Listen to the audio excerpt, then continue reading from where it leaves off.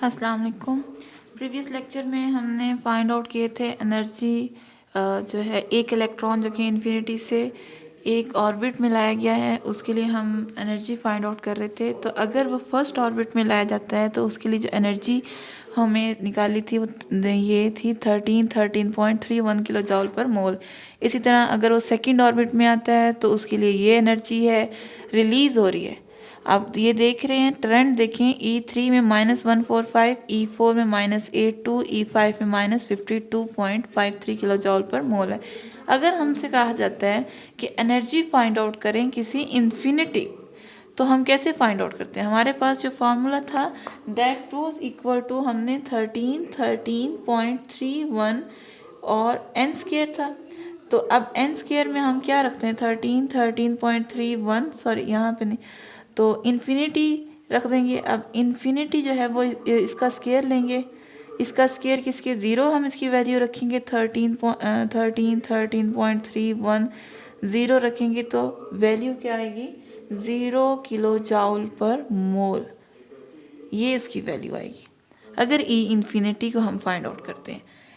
अच्छा, यहाँ से आपने एक बड़ा इम्पोर्टेंट सा क्वेश्चन आता है कि एनर्जी डिफरेंसेस का ट्रेंड बताएं। जो एनर्जी डिफरेंसेस है वो ट्रेंड कैसा आता है? ट्रेंड जो इसके लिए फॉलो होता है वो आप देखेंगे तो ये यूँ बनता है, E2 माइनस E1 जो है वो ग्रेटर देन है E3 माइनस E2 से, और वो ग्रेटर देन है E4 माइनस E3 से, एंड सो ऑन।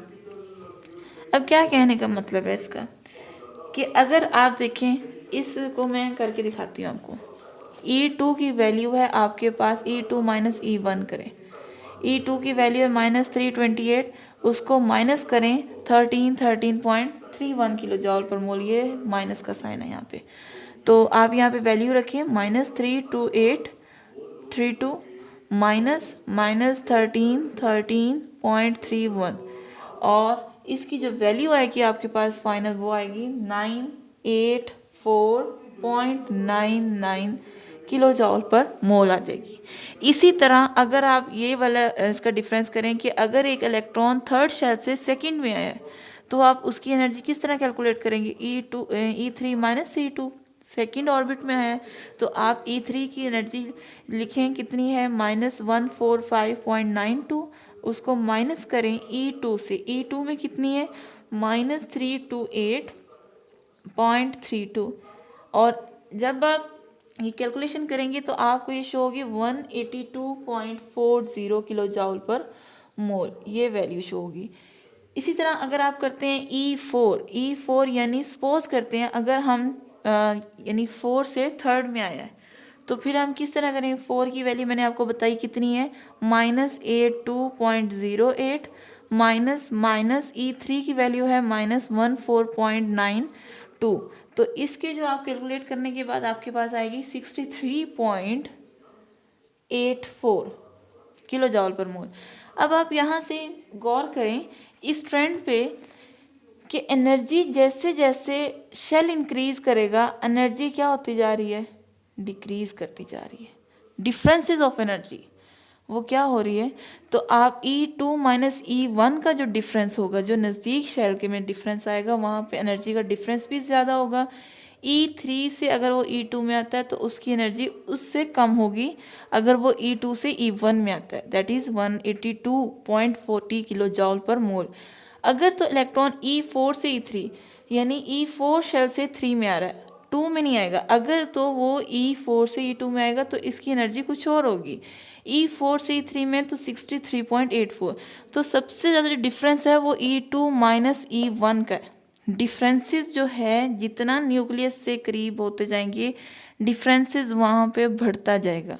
लेकिन अगर सिर्फ हम एनर्जी को देखें, अगर हम देखें कि उसकी एनर्जी क्या होगी, जितना वो न्यूक्लियस के करीब आता जाएगा उसकी एनर्जी कम होती जाएगी। लेकिन अगर हम डिफरेंस को देखते हैं, E2 माइनस E1 डिफरेंस की बात हो रही है, तो फिर वो डिफरेंस इंक्रीज करता जाता है। ये ऑपोजिट ट्रेंड है इन दोनों का। एनर्जी का ट्रेंड और होगा, एनर्जी जितनी इलेक्ट्रॉन जितना न्यूक्लियस के करीब आता जाएगा उसकी एनर्जी कम होती जाएगी, वो स्टेबल होता जाएगा। लेकिन अगर हम वो E3 से E2 में आए या E2 से E1 में आया है तो वो जो एनर्जी डिफरेंस है E2 से E1 में आना वो ज़्यादा होगा एज़ कम्पेयर टू E3 से E2 में आने का। तो ये आपने ज़रूर याद रखना है। तो ये बहुत इंपॉर्टेंट यहाँ पे ट्रेंड है, MCQs में भी पूछा जाता है। ये इसकी जस्टिफिकेशन भी आ गई, ये ज़रूर आप बताएंगे। तो इसके लिहाज से नेक्स्ट है हमारे पास एक ionisation energy of hydrogen atom. अब इसी टॉपिक में जब हम energy of revolving electron discuss कर रहे होते हैं तो वहाँ पे एक ये भी टर्म आ रही होती है ionisation energy of hydrogen atom, क्योंकि वो सिंपलेस्ट, मैंने आपको पहले भी बताया, सिंपलेस्ट एटम की एग्जांपल ले रहा है, दैट इज़ हाइड्रोजन। तो उसी की वो कह रहा है कि आप एक एनर्जी फाइंड आउट कर रहे हैं, तो उसी एनर्जी को यूटिलाइज करते हुए आप फाइंड आउट करें आयोनाइजेशन एनर्जी। तो आयोनाइजेशन एनर्जी जो है वो पहले भी पढ़ा है, आयोनाइजेशन एनर्जी किसके इक्वल होती है, क्या इसकी क्या। तो आयोनाइजेशन एनर्जी क्या होती है कि ये वो एनर्जी जो रिक्वायर्ड होती है जब एक इलेक्ट्रॉन को आउटर मोस्ट शेल से निकालने के लिए जो एनर्जी रिक्वायर्ड होती है, इसको हम क्या कहते हैं, उसकी आयोनाइजेशन एनर्जी। अब वो कह रहा है हाइड्रोजन के पास एक ही इलेक्ट्रॉन है, सपोज करें उस इलेक्ट्रॉन को निकालने के लिए कितनी एनर्जी रिक्वायर्ड होती है। अब एनर्जी डिफरेंसेस हमने पढ़ा है, first and infinite level of energy का हमने किस तरह कैलकुलेट किया है कि क्योंकि उसके पास एक ही शेल इलेक्ट्रॉन का एक ही इलेक्ट्रॉन है, तो उससे हम जब निकालेंगे इन्फिनिटी में बाहर भेजेंगे, तो उससे क्या हमने डिफरेंसेस निकाला था जब हमने ये यूज़ किया था E1 से, तो इन्फिनिटी मैंने आपको निकाला था, उसकी एनर्जी कितनी थी 0। माइनस करेंगे और माइनस कितनी है 13.31 किलो जाउल पर मोल।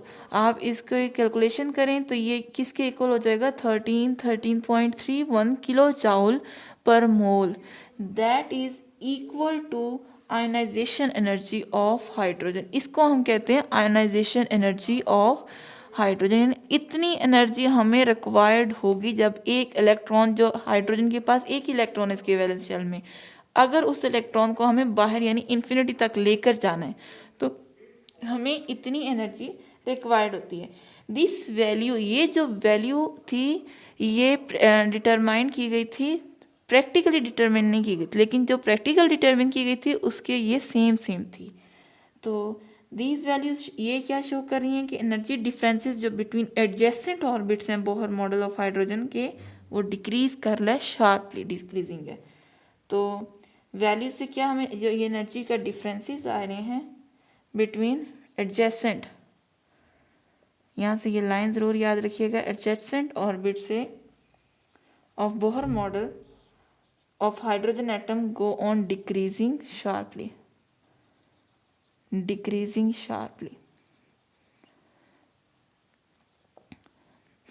यहाँ तक हमारा ये टॉपिक कंप्लीट हो गया है कि हमें एनर्जी को कैसे फाइंड आउट करना है अगर एक इलेक्ट्रॉन को इन्फिनिटी से किसी nth ऑर्बिट में लाया गया है। तो इसकी डिटेल जो है ये हमने चेक कर ली है, कैलकुलेशन हमने डिटेल में की है, इसकी डेरिवेशन भी। तो इसको आप देख लीजिएगा, ये एग्जामिनेशन के पॉइंट ऑफ व्यू से ये बहुत इंपॉर्टेंट लॉन्ग क्वेश्चन है। उसके बाद हम नेक्स्ट वीडियो में इंशाल्लाह इसे next topic that is about spectrum वो डिस्कस करेंगे। तब तक के लिए अल्लाह हाफिज़।